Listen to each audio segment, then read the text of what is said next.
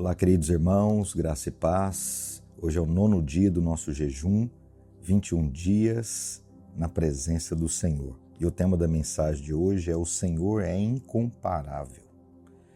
Há uma canção na Bíblia chamada Cântico dos Cânticos. Assim como existe o Rei dos Reis, este é o Cântico dos Cânticos. E qual que é o tema dessa canção?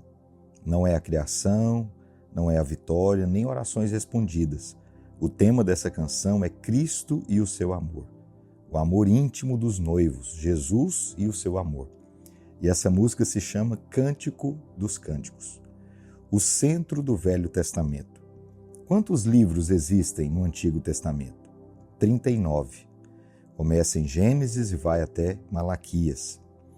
Lembre-se que o Antigo é revelado no Novo e o Novo está oculto no Antigo. Você pode colocar dessa forma: no Novo, o Velho é revelado. No Velho, o Novo está oculto. O centro, o coração do Antigo Testamento é a adoração, a poesia. O coração do Antigo Testamento consiste em 5 livros poéticos: Jó, Salmos, Provérbios, Eclesiastes e Cantares. Observe que Deus colocou todos esses livros poéticos bem no coração da antiga aliança. O que isso diz? Que o coração de Deus é amor, porque amor e poesia andam juntos.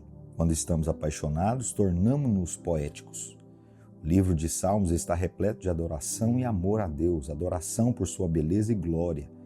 Jó também é um livro poético, assim como Eclesiastes. Cantares, ou Cântico dos Cânticos, foi escrito pelo rei Salomão. Por que é chamado Cântico dos Cânticos? Salomão escreveu 1005 canções. O Espírito Santo passou por todas as canções que ele escreveu e as reuniu em um livro chamado Cântico dos Cânticos. O Cântico dos Cânticos fala do Senhor, o esposo, e da esposa amada. Tudo gira em torno do amor de Cristo, por isso é chamado de Cântico dos Cânticos.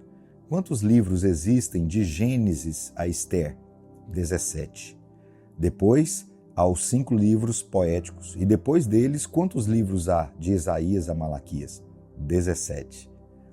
O mais distinguido entre 10.000.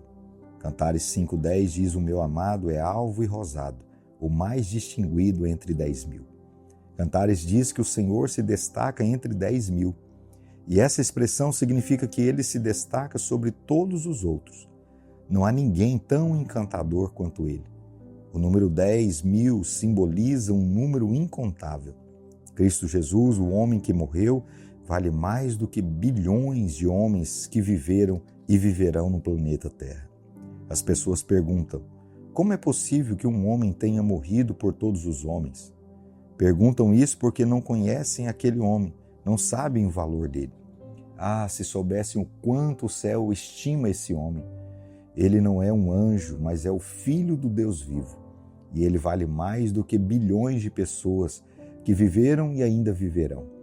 Junte todas as pessoas que viveram desde Adão e aquelas que viverão até o dia do julgamento no grande trono branco. E todos estes homens juntos não são páreo para este homem. Às vezes, vejo a bondade do Senhor em um irmão, mas talvez ele não tenha a firmeza do Senhor. Vejo sua firmeza em outro irmão, mas não percebo humildade. Vejo sua autoridade em outro irmão, mas não há gentileza. Vejo a humildade em uma irmã, mas ela se torna subserviente. Somente em Jesus encontramos todas essas características equilibradas juntas. Se você aprecia alguém na igreja por alguma qualidade que ele tem, é Cristo nele que você está vendo. O Senhor não é o tipo de Jesus que você vê em cartazes ou obras de arte. Um Jesus anêmico e efeminado. Odeio quando vejo esses retratos de Jesus, porque ninguém pode retratar Jesus, já que ele não é apenas um homem. Alguns pecadores incultos que tinham uma fala vulgar, que eram rudes e mal cheirosos, a quem Jesus apenas disse: segue-me, largaram tudo e o seguiram. Há algo magnético nesse Jesus. E acredito que se pregarmos o verdadeiro Jesus, em vez de mostrarmos essas imagens tristes, as pessoas correrão para ele. Um homem que sangrou devido a 39 chicotadas. A Bíblia diz que suas costas foram açoitadas até que sua carne caiu e seus ossos ficaram expostos.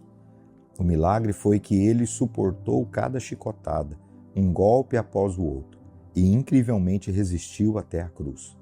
E na cruz, ele ainda teve o poder e a glória para dar conforto a um ladrão moribundo, a quem disse: hoje estarás comigo no paraíso. Na cruz, ele ainda teve o poder de olhar para sua mãe, que estava aos pés da cruz, confortá-la e providenciar um discípulo para cuidar dela. Finalmente, naquele estado, os médicos dizem que seus pulmões estavam em colapso. Aquela posição na cruz era muito dolorosa, todas as partes do seu corpo doíam e mesmo assim a Bíblia diz que ele ainda estava totalmente consciente em sua mente. Ele foi capaz de olhar para o céu e exclamar: está consumado.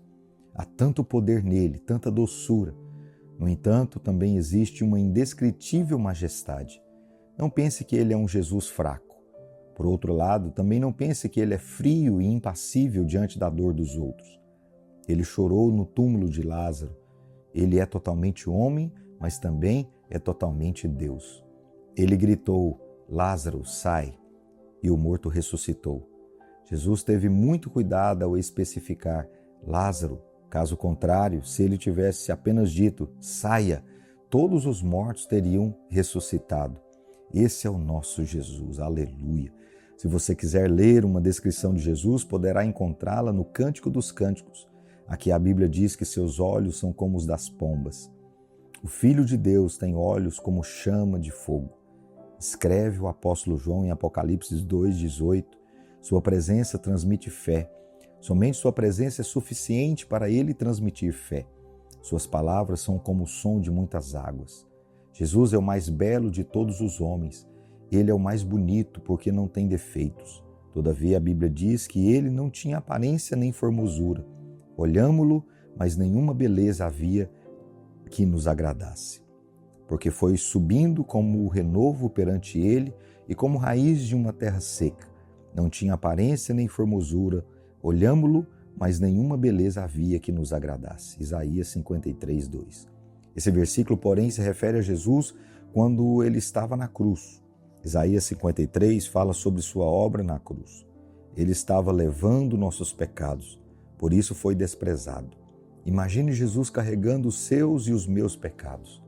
Se isso não bastasse, a Bíblia diz que na cruz ele levou as nossas doenças e as nossas maldições. Que visão tremenda deve ter havido na cruz. Cânceres, tumores estavam em seu corpo. E como você sabe, essas doenças fazem com que algumas partes do corpo se inchem e fiquem deformadas.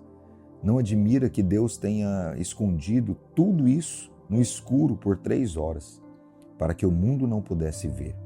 A Bíblia diz que ele não tinha beleza naquela época porque ficou irreconhecível. A própria Bíblia diz que na cruz o seu aspecto estava muito desfigurado.